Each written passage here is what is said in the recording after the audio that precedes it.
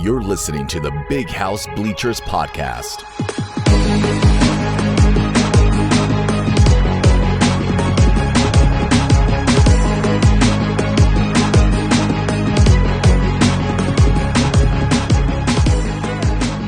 Welcome to episode 5 of the Big House Bleachers podcast. I'm Michael Smeltzer. As always, I'm here with Matt Hartwell. Matt, what's up, man? I'm feeling good, buddy. Victory Tuesday or whatever day we're in right now. I had a great trip coming back from the beautiful city of Ann Arbor, and it was a great experience this past weekend. How about you, my friend? Man, we had fun. We brought Hudson, our 8-month-old baby, to the game, and everybody was like just dumbfounded by the fact that we had a baby because, you know, it was a night game, cold game, rivalry, Halloween weekend. It was like not the ideal baby game, but she was a trooper and got us the win. She's 8-0. Hudson's undefeated, so I'm personally taking credit for Michigan's undefeated season thus far because my child has never seen a loss. So it was a lot of fun, but I feel the same way, man. I'm a little drained. Normally we record this pod on Sunday mornings right after the games, but because you and I both traveled a little bit this week and we hit the Michigan State game, we're doing this on Tuesday morning. So for anybody that's listening, that's why it's getting out a little later than normal. Man, do we have a lot to talk about. It got interesting after the game. Let's go ahead and just rip the Band-Aid off. Before we get into the positional breakdown of the game and everything that happened, let's talk about this tunnel incident. So I don't think I need to tee it up with a lot of details because I think anybody that's listening to this podcast probably already knows what happened. But Jaden McBurrows and Jamon Green, 2 Michigan players, for whatever reason, right, were in the tunnel a little early, maybe wrong place, wrong time. Maybe they were talking some shit, maybe they weren't. We don't really know.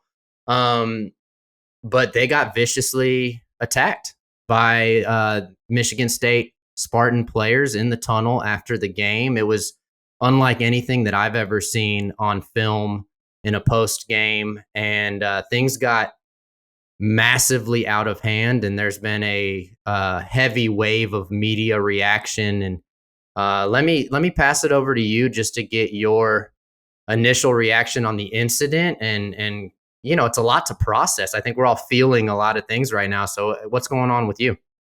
Well, I mean, for me, Mike, it was just disgusting behavior to observe. I mean, much like myself, you were at the game. I'm sure you didn't get to observe the antics of what had happened until much later on in the evening. I didn't have service. I think my phone was dead. I wasn't able to actually get on social media or see what had transpired for a little while. But to me, I mean, there just doesn't really seem to be a whole lot of justification on the East Lansing end of this to where, I mean, they were just violently just assaulting McBurrows, I mean, in the tunnel first and foremost. And then you have Jamon Green getting his head bashed in by his own helmet, from what we can only assume.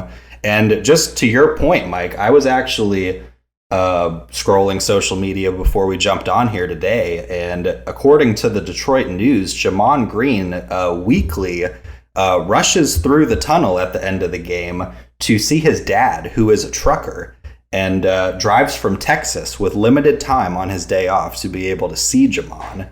So really just even furthering the fact that this was just atrocious behavior on their end. And I can't even begin to wrap my mind around what kickstarted the whole thing.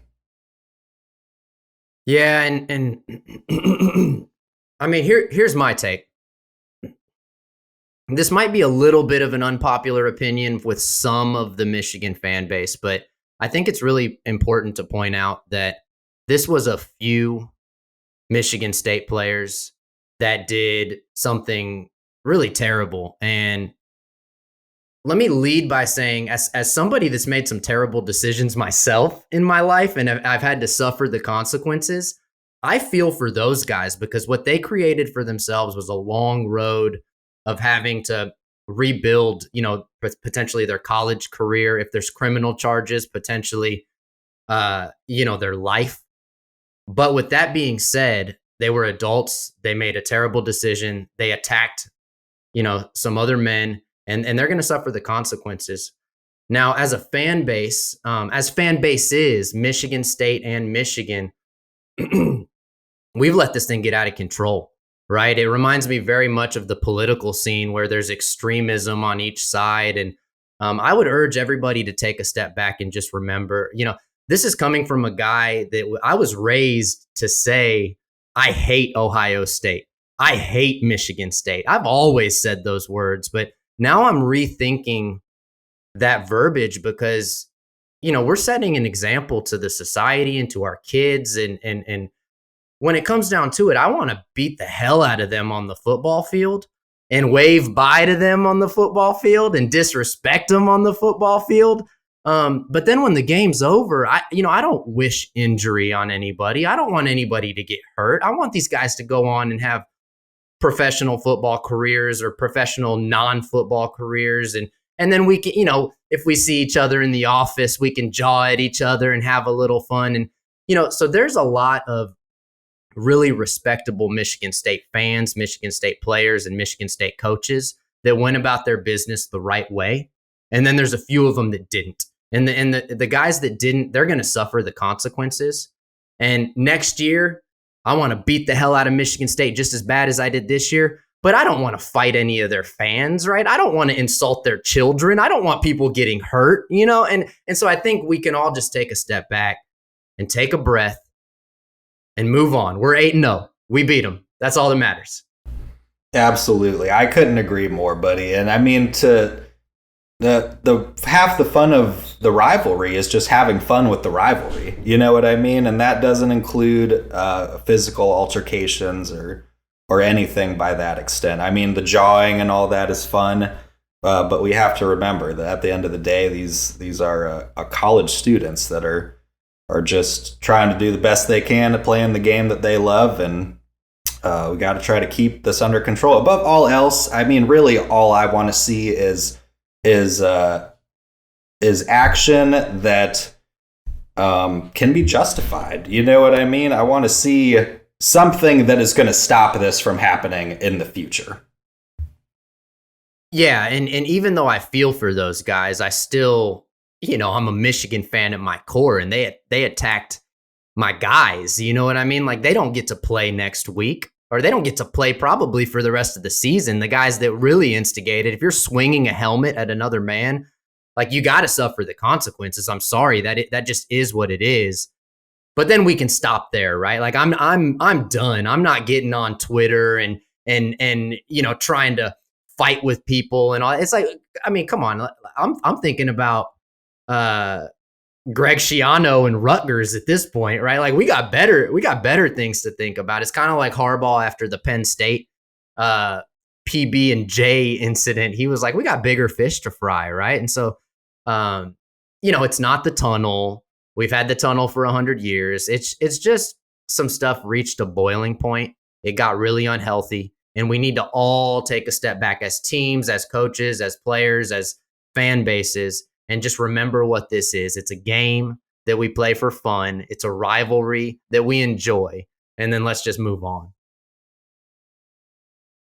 All right, let's get to the actual fun stuff, because I was a little irritated that this is what everybody was talking about. What we really should be talking about was what a dominant performance Michigan had. Before we get into the X's and O's, it was a massive recruiting weekend for Michigan. I don't know, did you see any of the lists of 5, 4, and 3-star players that were at the game? I mean, it was a long list of recruits. I did, and we saw future QB1 in attendance, right? And yeah. We also had some great offensive line prospects in attendance as well, which, I mean, is just great to see, because Michigan, if they can keep up this domination that they've been having on the offensive line side of the ball, then the possibilities are really just endless for this team. Yeah, and when you reference our future QB1, I'm assuming you're talking about Jaden Davis, right? Absolutely. He was in attendance, possibly the best quarterback in the country coming out in the 2024 class. Definitely top 2 or 3. I think he's kind of a consensus top 2 or 3 guy. And he actually got some crystal balls from 247 and rivals predictions right after the game, which, if I'm being honest, it kind of surprised me because it was another Michigan game where we patiently controlled the line of scrimmage. JJ looking a little bit like a game manager, which is not what all Michigan fans want to see JJ look like. And, sure enough, Jaden Davis got some crystal ball predictions after the game to come to Michigan. So it was a little surprising, but a lot of people think he made a private commitment after the barbecue at the Big House. And so I don't know, man. What do you think? Is Jaden Davis I hate to use these words, but is he a lock? Is he coming to Michigan? I certainly wouldn't say he's a lock. I really would never say anybody's a lock at Michigan just because of the heartbreak we've experienced in the past with some recruits. But I would say it's definitely looking like a heavy lean from Jaden Davis, and I would be ecstatic to have him here. I think that his timing coming with JJ probably seeing his peak next year is going to just come at a perfect time for this team, and it's going to be great. I'm excited. So moving on to the actual game, Michigan really controlled the line of scrimmage on both sides of the ball, but we struggled in the red zone again on offense, right? Like we get inside about the 35-yard line, and it feels like a combination of play calling and execution keeps us from getting in the end zone. And it was a little bit disappointing because we were at the Big House and you could feel it. That place was ready to explode. All we needed was give us a 30-yard pass, crossing route, Ronnie Bell, Cornelius touchdown. The roof was ready to blow off that place because actually the student section was hyped. The fans were hyped, but it was a 9 out of 10 the whole game, and we never got that 10 out of 10 because we didn't get an exciting touchdown. Do you think it's play calling? What is keeping this team out of the end zone? We move the ball at ease, and then 3 points from Moody basically every time. Yeah, I know it was really a head scratcher, and kudos to your comments about the fans too. I mean, they were just in it the whole game. It really, for all intents and purposes, wasn't an overly exciting football game. You know what I mean? But I mean, we got the job done, whether it be by a million field goals by Jake Moody or touchdowns by Blake Corum. This is a team that gets the job done no matter how they have to get the job done. And Jim Harbaugh feels, I truly believe that Jim Harbaugh feels comfortable when he's trotting Jake Moody out there to kick 5 field goals in the game, that we're going to be able to win with that score on the board. So I'm starting to have I know it's not the most exciting brand of football, but this team has been putting points on the board when it matters. And I see that from a fan perspective. But I think we all know that we got to figure that out, and we got to figure that out fast. Can we beat Rutgers with field goals? Maybe. Can we beat Ohio State with field goals? Absolutely Probably not. Right. And actually Illinois, we might not be able to beat Illinois with field goals too. They're starting to look like they might be a quality opponent as well. So, I saw some comments that JJ looked like a game manager. I wouldn't go that far. Game manager has such a negative connotation. But we did, we saw a heavy dose of Corum, which is what we're kind of growing accustomed to. And it's always nice when you have a Heisman candidate that gets fed the ball, right? If JJ was our current Heisman front runner, I'd be like, throw it every possession. Cause it's always fun to pull for a Heisman candidate, but more importantly than that, you just want to win the game. And I think Harbaugh knows, and the coaching staff knows, that Corum between the tackles is what gives us the best chance to win the game right now. And I really liked the utilization of JJ's legs in this game. I think that up to this point, they've been really conservative with it. Probably part of that extra juice in the tank that everyone talks about that they're holding back a little bit of. But I thought we saw a lot of JJ's legs. He ran for about 50 yards, and that was a big part of what they did this past weekend, was exposing another level of this run game that we haven't seen a whole lot of, if I'm being honest, so far this season. And it seemed like they were a little bit caught off guard by it. They didn't know what to do with JJ when he was taken off for 10, 20 yards on some plays.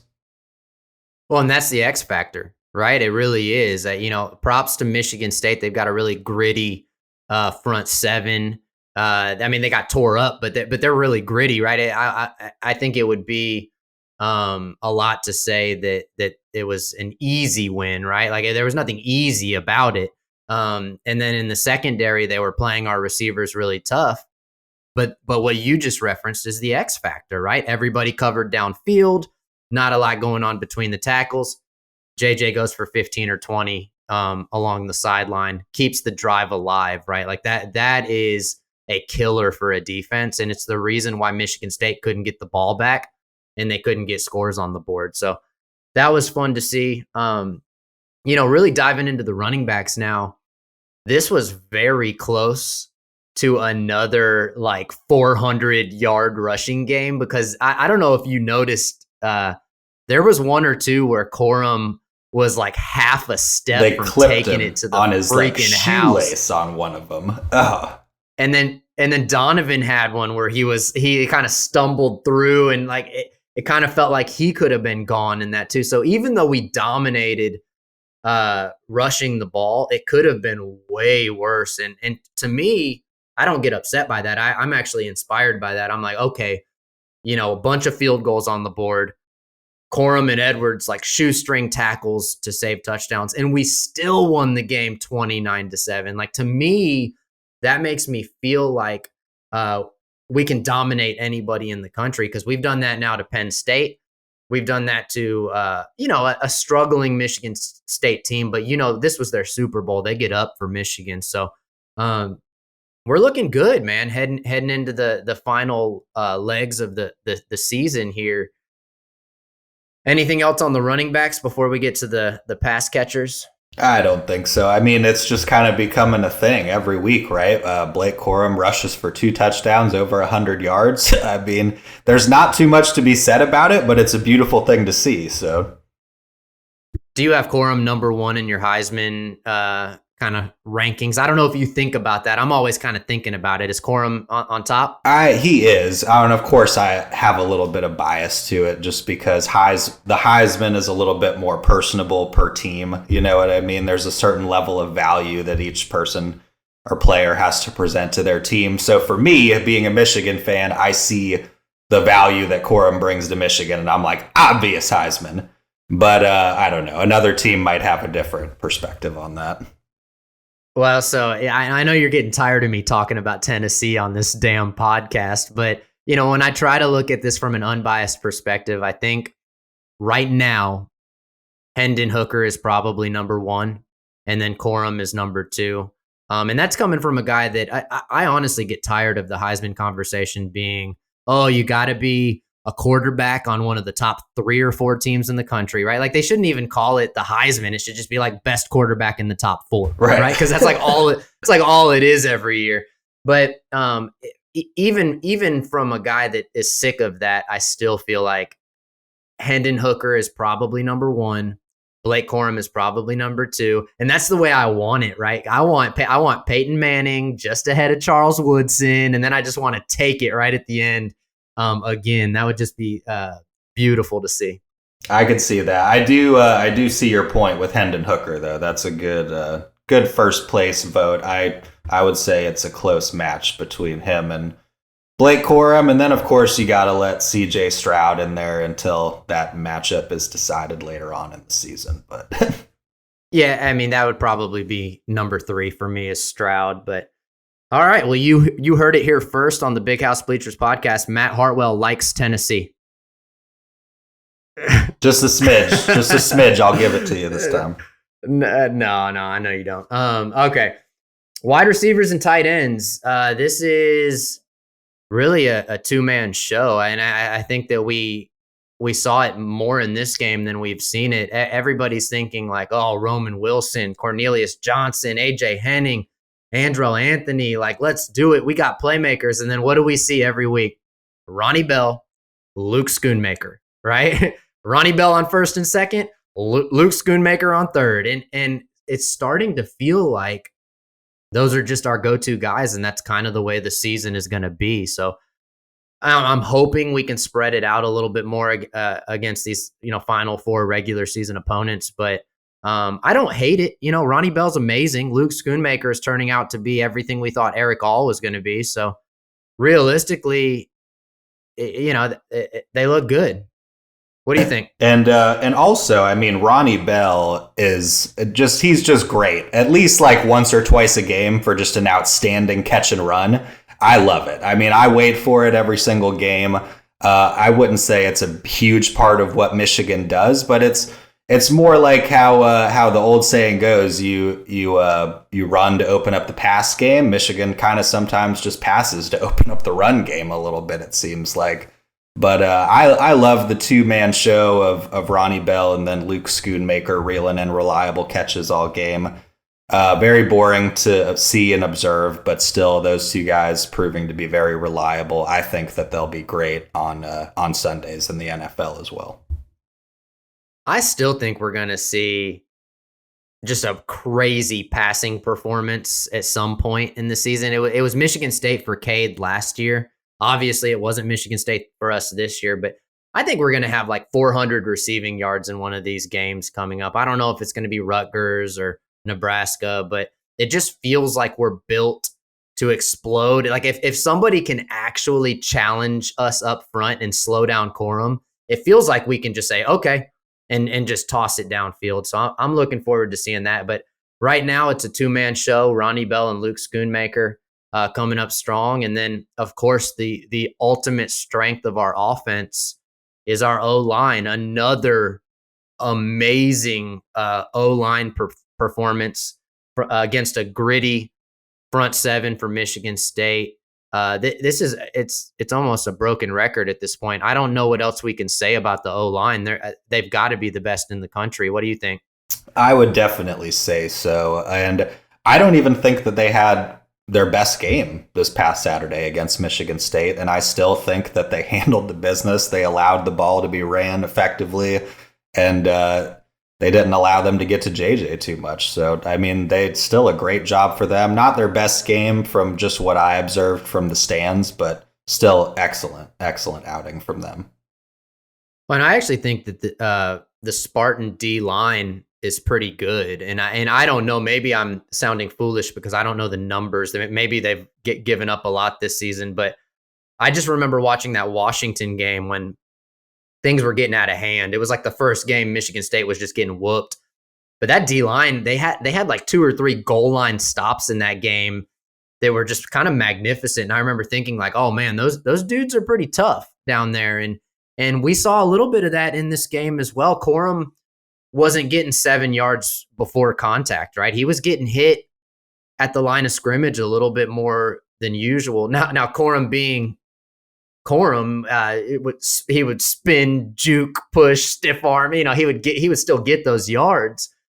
But yeah, the O-line, they were definitely challenged this game, but still they came up big. And so speaking of controlling the line of scrimmage and the run game, how about our D-line? My God, we did it again. The numbers in the Penn State game didn't reflect how dominant of a performance we had, mostly because of their quarterback getting a long run that kind of padded the stats. But we kept their running backs under 50 yards at Penn State, and then we kept the running backs at Michigan State under 50 yards. I think they had 30-something yards of rushing the whole game. What do you think about those guys?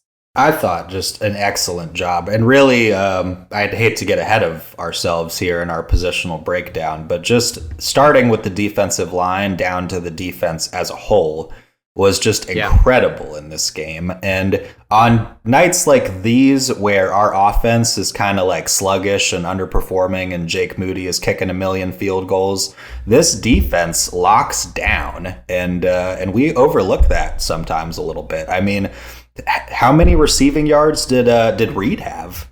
I mean, I think DJ Turner was in coverage on him, and again, not to get too ahead of ourselves, but starting at the D line all the way down, just a phenomenal effort by the defense.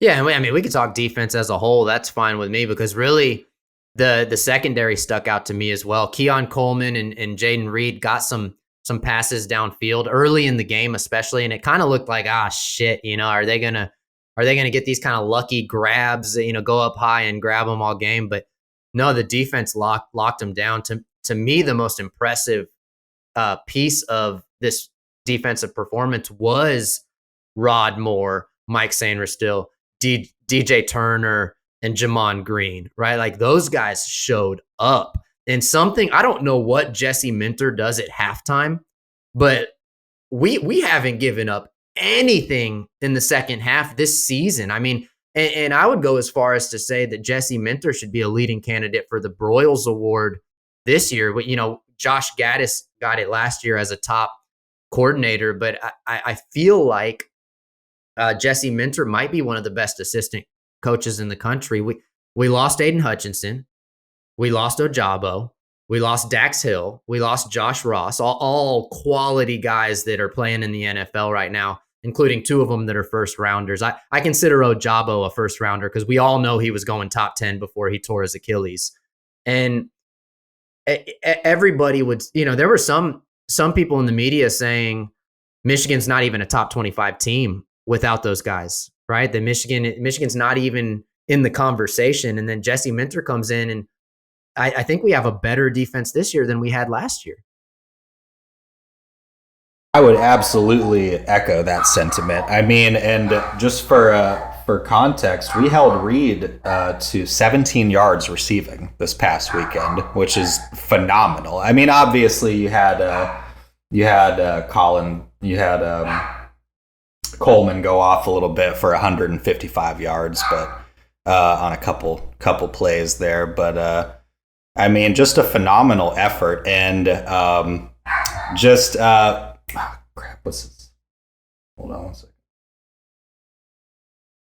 It sounds like your dog is hyped about the defense too, man. You got a hype man in the background just going crazy on the D. Man, it's just it's just crazy. But yeah, I mean, RJ Moten, DJ Turner, all of those guys back there, just a phenomenal effort to defend that Michigan State passing attack that we were so worried about before this weekend. And then, kind of coming back to the line, do you think that Mike Morris is first team all Big Ten? I mean, that's kind of a dumb question. He's got to be, right? Like this dude's first team all Big Ten, right? I think it's really going to come down to, in large part, what he does in these last few games. And it's really what's going to make first or second all Big Ten for him. I mean, he's got to come up with some more of those multi-sack games that we saw against like Iowa and stuff like that. But if he can shovel out more games where he's coming up with 2-3 sacks, just at least one or two more of those types of games, I think that we'll definitely see some high praise go to Mike Morris at the end of the season. Yeah, and he could sneak his way into that kind of second, third team All-American conversation if he finishes really strong. He's had that level of a season. And then, I made a little note here that it was nice. We saw Braden McGregor get a really clean sack, right? It wasn't one of those sacks where the quarterback's kind of getting away and he just tripped him up. Like, no, he made a move and took Peyton Thorne down, man. That was a nice sack. Did you see that? I did, and kudos to him for that. I had tweeted out at Braden McGregor at the beginning of the season how I needed to see more from him. He delivered an electric sack in the big house. The whole crowd went crazy. I mean, that was just great to see for him, and I know that there's more to come from Mr. McGregor going forward. And this defense kills me because after every game, I list 5 offensive impact players and then 5 defensive impact players. It's just something I've been doing every week, and I rank the top 5. Every week, I have so much trouble whittling it down to 5 because we have such a talented defense that spreads out the playmaking ability, because we haven't even talked about Mozzie Smith and Chris Jenkins, who I think maybe had their best game of the season on the interior. We talked about 37 total rushing yards for Michigan State, and that is in large part due to Mozzie and Jenkins. Yeah, I was actually reading an article, I believe, by the Free Press that was referencing Jenkins and Mozzie's run stop rate, which I guess is a stat that keeps track of how often a defensive line unit like stops a running back at the line of scrimmage or something to that effect. And Chris Jenkins and Mozzie Smith have been in the upper echelon of that category this season. So, I mean, just fantastic. I know we don't hear Jenkins' name mentioned a lot, but he's been one that's really come on strong in the last few weeks and helped Mozzie put a squash right there at that defensive line with the run game. Yeah, I mean, we don't hear his name a lot because he's just doing his job, right? He's not getting exposed. He's stuffing the middle. He's opening things up for the other guys to make plays on the defense. And I think one of those guys that benefits the most from Chris Jenkins is Junior Colson. Junior Colson had another huge tackling game. He had 10 tackles in this game, which made him our leading tackler. And so, again, Junior Colson is one of those guys that continues to improve. And, we haven't talked about Makari Page, who had 6 tackles. You did briefly mention RJ Moten, but the play, I think the singular play that stuck out to me in open space as just an NFL style play was our true freshman, Will Johnson. He got that TFL out on the side that was just, I mean, it was one of those plays that could have gone for 20 yards. And he just, went back and aggressively made a play behind the line of scrimmage. Yeah, and you got to love everything that you're seeing out of Will Johnson this season. I mean, it's everything that you hope for out of a true freshman coming in, making the type of plays that you want to make and see. And he's doing electrifying things here at Michigan. So I can't wait to see what he does the rest of the season and even next season. He's going to be a great player for this team. Yeah, it's 2 games in a row where he's done something that was kind of jaw-dropping, like get up, stand up and cheer kind of a play. And so if we keep seeing that from our young 5-star talent, this defense is going to get better and better and better. So that kind of wraps up our positional breakdown. But before we move on to the national stage, how does it feel to have Paul Bunyan back home? I mean, we brought Paul home. Let me just ask you, Matt, as a diehard, lifelong Michigan fan, how are you feeling? Oh, I'm feeling just great beyond belief. I mean, we've known what it feels like to have the heartbreak of Ohio State for years to come, but Michigan State is just one of those games that we are rightfully supposed to win year in and year out. So it has been painful listening to Spartan Nation tout him over our heads for so long, but we got him back in Ann Arbor now, and I think he's going to be there to stay for the foreseeable future. I agree. I don't see us giving him back anytime soon, and I agree with what you referenced, which is, Ohio State has beaten us a lot because they were a better team. And it's just like, oh, shit, we lost again. They were way better than us. Like, what do we need to do to get better? Michigan State, we've lost some games where we were just clearly the better team. And then they come out and beat us. And that's just heartbreaking. And I think when they took that 7-3 lead early in this game, all of us were collectively just kind of like,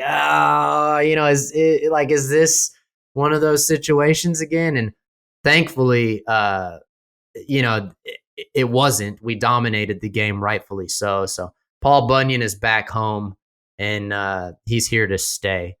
Moving on to the other rival that we mentioned, Ohio State. they once again showed some vulnerabilities.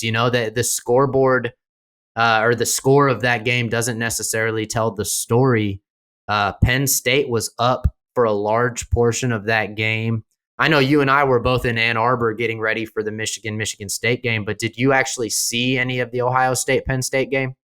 I observed it for a little while, and from what I could tell, it was a very close game. I know that Ohio State pulled it out in the end and capped off, I think, a 13-point win over Penn State. And I made some comments, John, at some Ohio State fans about it. But you really these are two teams that play, and talking about Michigan and Ohio State, these are two teams that play entirely different styles of football. So to compare one's win over this team versus this win over another team, it's kind of crazy. Again, it's funny to have those conversations when you're not getting like overly serious about it. But again, we'll see what happens November 29th, but very interesting to see those weaknesses on Showcase and Happy Valley. Well, the thing about that game, first off, let me mention all my transitive property people out there that were like, oh, Michigan versus Iowa had this score, and then Ohio State versus Iowa had this score. That means Ohio State's better than Michigan. It's like, what? Where are those people this week? Because Michigan beat Penn State 41-17. Ohio State beat Penn State 44-31. So where are those people now? Why are they not saying Michigan's better than Ohio State? It's like, it's just flawed logic. We got to stop using that. Matchups on a week-by-week basis just don't work that way, and you can't really use another game as a litmus test for how a game is going to turn out. Now, with that being said, we did learn some things about Ohio State in this game. Penn State did something very similar to what Iowa did the previous week. Penn State gave up the ball in their own territory multiple times in the first half. That's how Ohio State got that early lead. Now, with that being said, a great team will put the pedal to the floor, not look back and blow out a team that gives up the ball in their own territory. And I actually believe that Michigan would do that in most cases. If a team's giving up the ball in their own territory, we're going to run away with the game because we control the game so in a way to where it allows us to do that. And you even saw when Michigan State had trouble with the snap. I love saying that. When Michigan State had trouble with the snap this week, that was one of those possessions where Michigan actually got into the end zone. And so when we look at Ohio State, they let Penn State right back into the game, and they were actually trailing in the second half. So I think that we've seen enough vulnerability from Ohio State to where it's not going to happen, but I think that the College Football Playoff Committee needs to seriously consider if Michigan should be number 2 or number 3 as opposed to number 4. I think we all kind of know Michigan's going to come. The rankings come out tonight, Tuesday night, so most of the people listening to this will already know how it panned out. Michigan will probably be number 4, but they need to seriously consider some of the vulnerabilities of Georgia and Ohio State so far this season. And Michigan's efficiencies on offense and defense probably do make us one of the top 2 or 3 teams in the country. I think just because of this team's ability to control and both control and win the football game. It's a winning football team with a winning formula, and you see that every week that they play. They beat them usually by halftime or the third quarter, and then we proceed to blow them out with whatever time is remaining after we've effectively beat them, which is characteristics that you see from all of those number 1, number 2, number 3 teams in the country.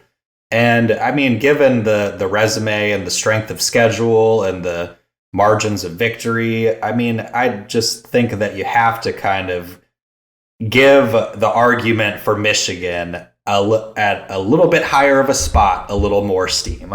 Maybe some people might scoff at that, or maybe there's even some Michigan fans that are saying like, oh, they've got to prove it again first. But, I've seen as far as what I've seen over the last year and what should be considered up to this point, I feel that I've seen enough to at least garner enough respect for Michigan to have a higher spot this time. And I'm really surprised that we're not seeing any number one votes in the AP poll for Michigan. You know, Tennessee, Georgia, and Ohio State all get number one votes on a weekly basis. But the reason why, I'm not saying I would necessarily put Michigan number one right now, but I'm just surprised that nobody is, because, you know, in previous years, it would be a different story. That we've had the Alabamas and the Clemsons that were just so dominant, or Georgia last year. But if you look at this season, you know, Georgia gave up 22 points to Kent State, right? Alabama is the most penalized team in the country. Clemson was lucky to escape Syracuse. Ohio State fought it out with a not very good Notre Dame team and was down in the second half against Penn State. And then Tennessee, I mean, their offense is spectacular, but, you know, their defense has looked vulnerable at times. And so you could easily look at this Michigan team and the way that they control games and say, you know what, that's the number one team in the country. I think that an argument could be made there for Michigan right now. You know, otherwise in the Big Ten, you know, Iowa got a win where they scored 33 points. That is to be celebrated. I don't know. Maybe they're throwing a parade right now in Iowa. And then the game that really stuck out to me, just because we have both of these opponents on our schedule from here on out, is Illinois 26, Nebraska 9. The Illini are looking strong. They are a one-loss team, and we see them in a couple weeks. Yeah, I think they're starting to turn some heads here and there. Do I think that they'll be able to handle Michigan? No, I still don't. I think that it'll be another victory where maybe it'll go 2-3 quarters of them hanging in there. But I think that it's still an inexperienced team that's not super familiar with success and doesn't have a ton of credible opponents on its resume to kind of hang their hat on and say, well, like, wow, these guys are going to give Michigan like a real test. And they probably will, but I'm just saying I don't think that it's going to be like a one touchdown game or anything. I think they'll win by maybe like 2 scores, 20 points, something like that. Yeah, and you know, I just love that Illinois is climbing the rankings because it gives us 2 really quality opponents at the end of the year. I tend to agree that I don't think you know, Illinois lost to Indiana early in the season. They've won some games and they've looked really impressive. And you just can't argue with the fact that Brett Bielema knows how to win in the Big Ten West, right? It's almost like we're just watching Wisconsin from 10 years ago with the formula that he's using to win. But with that being said, he still has the talent of an Illini team. When he comes up against Michigan, it's likely going to be too much to handle. But it's going to look like a really strong quality win because they'll potentially be in the top 12 if they keep winning by the time we play them. So heading into the Ohio State game, that's nice. But it does have a little bit of a trap game kind of written all over it, right? We don't want to look ahead. That's going to be a tough matchup. But yeah, you know, there's not really much else to say in the Big Ten. Like we're just kind of counting down the days to Michigan, Ohio State. That's going to be the big one. The important thing is we have to stay focused on a week by week basis and make sure we win the next game. Around the country, not a lot of action this week that stuck out to me. I put all my money on Oklahoma State to beat Kansas State, and so of course Kansas State beat them like 100-0.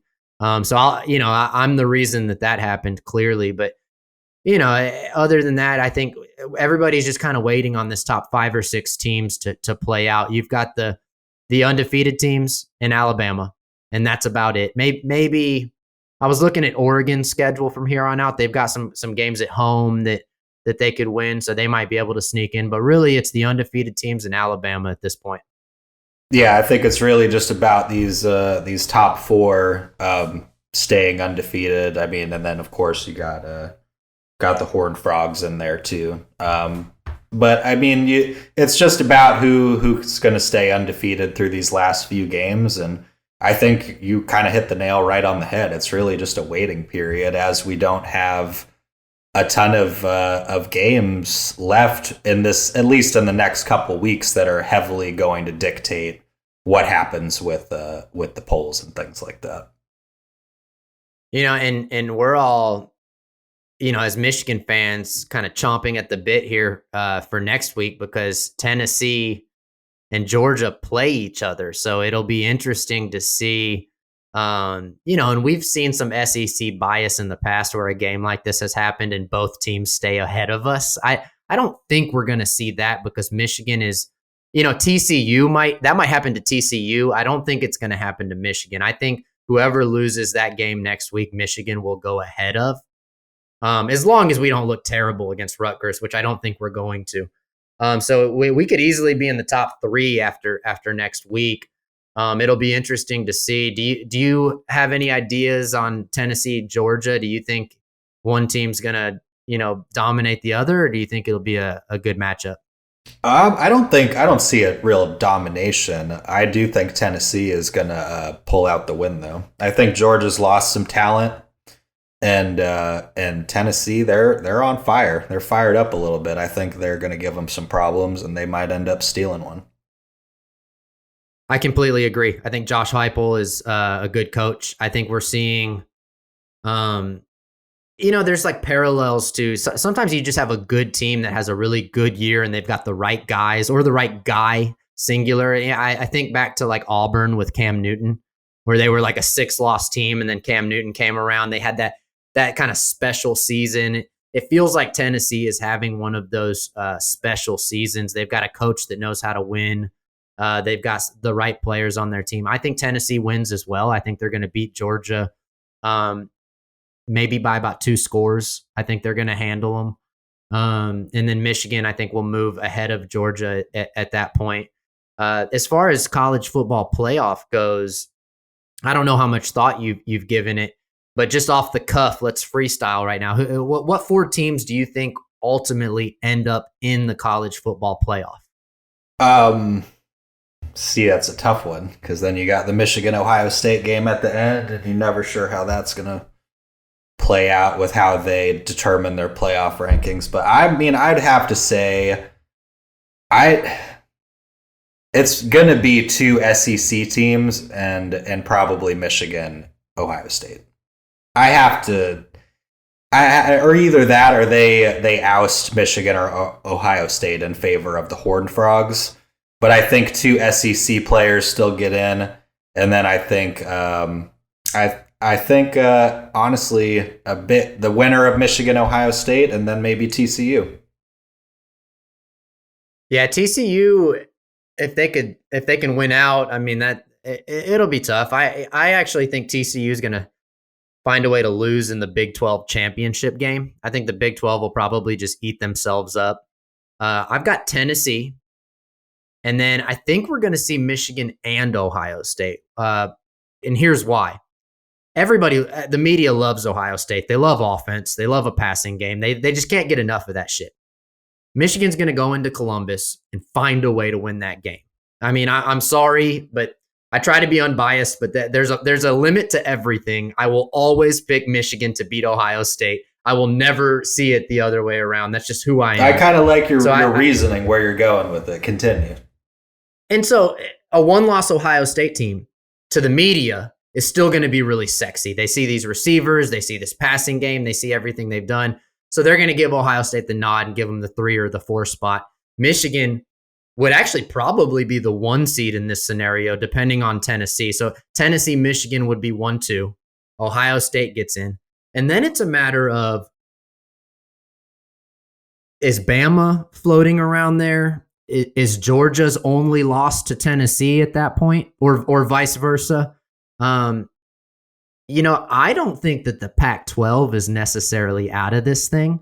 Oregon is the most likely team that could sneak in there, but even though it was week 1, Oregon lost to Georgia. It was like 49-3 or 49-0 or something. You're like, can you really put a team in the college football playoff that got blown out? And so my answer there is probably not. And so then you really just have to look at UCLA, USC, Utah. Can they sneak in? It's tough. So I'm going to say I agree with you. I'm going to say not Bama because of the penalties. I think this is the year Bama slips up again and they lose. Georgia, Tennessee, Michigan, Ohio State in some order. And then everybody's going to be screaming for the college football playoff expansion at that point because we're only going to have 2 conferences represented in the playoff. So then I think that'll help us push through the 12-team playoff as early as next year. Yeah, I agree. I think Bama will probably find a way to sneak in just because of the fact that Tennessee and Georgia both play each other. I think Tennessee will win. Maybe that disqualifies Georgia. I don't know. And then for me, I agree with what you're saying with Ohio State. I believe if Ohio State loses to Michigan, they still find a way into the playoff. If Michigan loses to Ohio State, I don't believe that they let them in the playoff, just solely for the Ohio State national preference. Whether that's unfair or not, whatever. I just think that that's how it'll go. I believe that a Ohio State that fails to beat Michigan has a better chance of still making it into the playoff than a Michigan that fails to beat Ohio State. Well, yeah, I mean, it would have to be a 1-possession loss. And then they would have to take into consideration some JT was short type shenanigans. Well, I don't know if it has to be that. Like, I don't think it has to be controversial, but it has to be. Michigan will have to put some points up. Let's just put it that way, right? Like, if it's a low-scoring game, the media just doesn't like that, right? If it's 20-13 or something, then I don't think they would let Michigan in. If it's like 45-38, I think at that point Michigan gets in because I mean,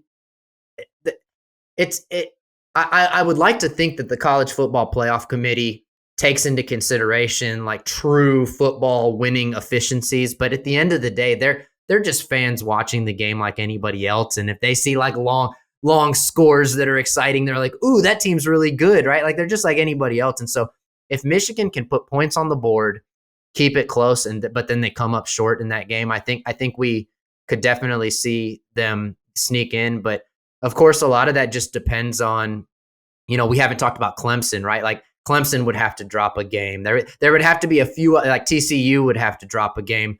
The Pac-12 teams would have to look weak, at that point for Michigan to get in. So, but Clemson's losing to Notre Dame this Saturday, so we're not going to have to worry about that. No, we won't. Notre Dame with a surprisingly excellent performance this last weekend. Yeah, but before we wrap this thing up and look ahead to Rutgers, I do want to point out Rod Moore is kind of my player of the week. If I'm going to spotlight anybody, he made the big interception and rocked the turnover buffs, and then I saw PFF gave him the highest grade of any safety in the nation this week with a 90.8, highest graded safety in the nation. So it's been fun to watch his evolution over the last 2 years. And now he is a prominent player in that Michigan secondary. Wouldn't you agree? Oh, absolutely. And I'm so glad that you mentioned him because he's been my favorite player the last few weeks. I mean, he's the only one that's reliably reeling in interceptions. I mean, he's great in coverage. He just does it all. So, I mean, Rod Moore, thank you for being a Michigan Wolverine. You're doing fantastic. And speaking of the Michigan Wolverines, again, we've got Rutgers next week. I've never been a huge fan of Greg Schiano. I don't know why. I don't hate the guy or anything. He's not up there with like my most hated coaches or anything, but I just don't really like the guy. When we were looking at hiring him several years back, I'm glad that fell through. Michigan and Rutgers. I haven't seen Rutgers play a ton of football. They haven't really been on my radar a lot this season, but I have watched them a little bit. They've got a couple really talented guys on that team. And they're pretty well coached. Shiano's a good coach, but I just don't think they have the talent. I think Michigan's favored in the mid-20s.